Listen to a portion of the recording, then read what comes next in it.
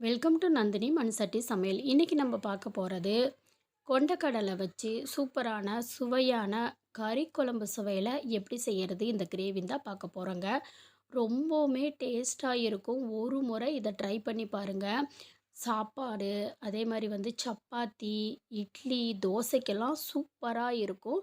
ஒரு முறை ட்ரை பண்ணி பார்த்துட்டு எப்படி இருந்துச்சுன்னு வீடியோவில் மறக்காமல் கமெண்ட் பண்ணுங்கள்.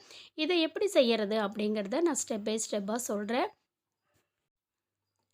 ஒரு மண் சட்டி அடுப்பில் வச்சு ஹீட் பண்ணிக்கிட்டேன். ஒரு டேபிள் ஸ்பூன் அளவு எண்ணெய் சேர்த்துக்கிட்டேன்.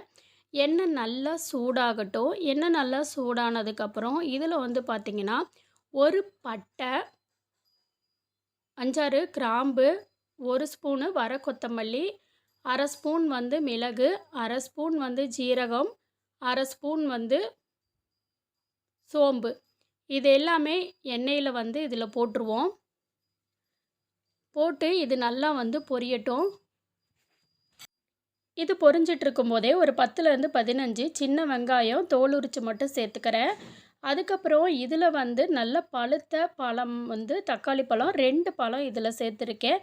1 2 கட் பண்ணி போட்டாலே போதுங்க. இதை நல்லா வதக்கி விட்டுருங்க.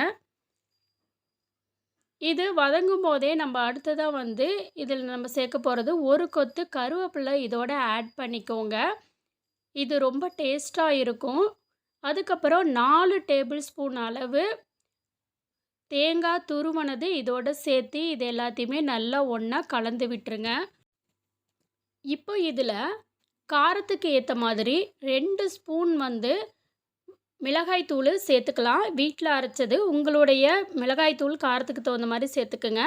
அடுத்து குழம்பு மிளகாய் தூள் இந்த மாதிரி இருக்குங்க. நிறைய பேர் குழம்பு மிளகாய் தூள்னால் எதுன்னு தெரியலன்னு கேட்குறீங்க. அதனால தான் இது காமிக்கிறேன். நான் வீட்டில் அரைச்சது தீர்ந்துட்டதுனால இதில் 1 ஸ்பூன் கடையில் வாங்கினதான் சேர்த்துக்கிறேன். சேர்த்து இதையுமே இதோட நல்லா கலந்து விட்டுருங்க. இப்போ அதை வதக்கி ஆறுனதுக்கப்புறம் மிக்ஸி ஜாரில் போட்டு நல்லா நைஸாக இந்த மாதிரி அரைச்சி எடுத்துக்கோங்க. இப்போது மிக்ஸி ஜாரில் நல்லா நைஸாக அரைச்சதுக்கப்புறம் இங்கே பாருங்கள், இந்த மாதிரி நல்லா நைஸாக அரைச்சி எடுக்கணும். இப்போ நான் குக்கரை அடுப்பில் வச்சு அது நல்லா ஹீட் ஆனதுக்கப்புறம் இதில் 1 டேபிள் ஸ்பூன் அளவு எண்ணெய் சேர்த்துக்கிறேன். எண்ணெய் நல்லா சூடாகட்டும். எண்ணெய் நல்லா சூடானதுக்கப்புறம் அரை ஸ்பூன் சோம்பு, 1 ஏலக்காய், 1 பட்டை இது எண்ணெயில் போட்டு நல்லா வதக்கிடுங்க. இப்போ நம்ம பெரிய வெங்காயம் மீடியம் சைஸு 2 பெரிய வெங்காயம் எடுத்து கட் பண்ணது இதோடு சேர்த்துக்கிறேன். சேர்த்துட்டு இதில் 1 கொத்தளவு கருவேப்பிலை சேர்த்துக்கிறேன். 2 பச்சை மிளகா கட் பண்ணாமல் அப்படியே முழுசாக சேர்த்துக்கிறேன். சேர்த்து இதை நல்லா இப்படி வதக்கி விடுங்க. இதில் நம்ம இஞ்சி பூண்டு பேஸ்ட்டு 2 ஸ்பூனு சேர்த்துக்கலாம். சேர்த்து அதையும் நல்லா வதக்கிடுங்க. இப்போ நான் சுண்டல் நைட்டு ஃபுல்லாக ஊற வச்ச சுண்டல் 1 கப் அளவு இதோட சேர்த்துக்கிறேங்க. சேர்த்து இதையும் நல்லா வதக்கி விடுங்க. இப்போ இது நல்லா வதக்கினதுக்கப்புறம் நம்ம அரைச்சி வச்சுருக்கக்கூடியதையும் மசாலாவை இதோட ஒன்றா சேர்த்துக்கோங்க. சேர்த்து நல்லா கலந்து விட்டுக்குங்க. குழம்பு உங்களுக்கு எந்த அளவுக்கு திக்னஸ் வேணுமோ அந்த அளவுக்கு இதில் நீங்கள் தண்ணி ஆட் பண்ணிக்கலாம். உப்பு தேவையான அளவு உப்பு சேர்த்துக்குங்க. உப்பு சேர்த்து உங்களுக்கு தண்ணி இதோட ஆட் பண்ணிக்கிங்க. குழம்பு எந்த அளவுக்கு உங்களுக்கு திக்னஸ் வேணுமோ அந்தளவுக்கு தண்ணி ஊற்றிக்கலாம்.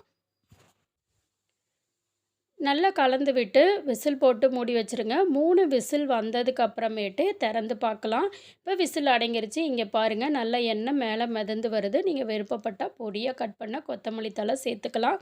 இப்போ சூப்பரான சுவையான கறி குழம்பு சுவையில் ஒரு சுண்டல் குழம்பு ரெடி ஆயிடுச்சு. இந்த கிரேவி ரொம்ப டேஸ்ட்டாக இருக்கும்.